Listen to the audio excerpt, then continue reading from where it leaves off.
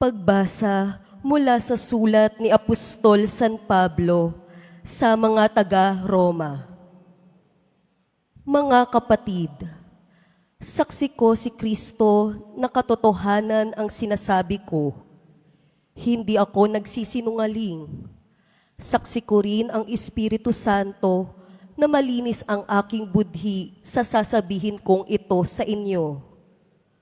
Matindi ang aking kalungkutan at di mapawi ang pagdaramdam ng aking puso tungkol sa aking mga kalahi at mga kababayan.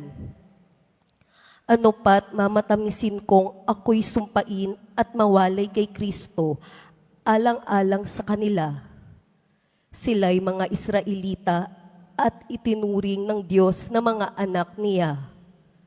Nakita nila ang maliwanag na tanda na nagpapakilalang siya'y kasama nila.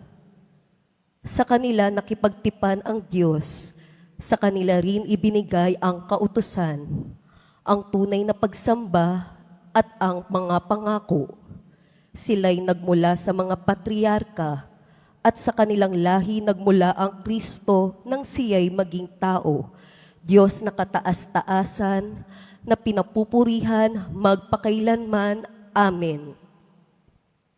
Ang salita ng Diyos. Salamat sa Diyos.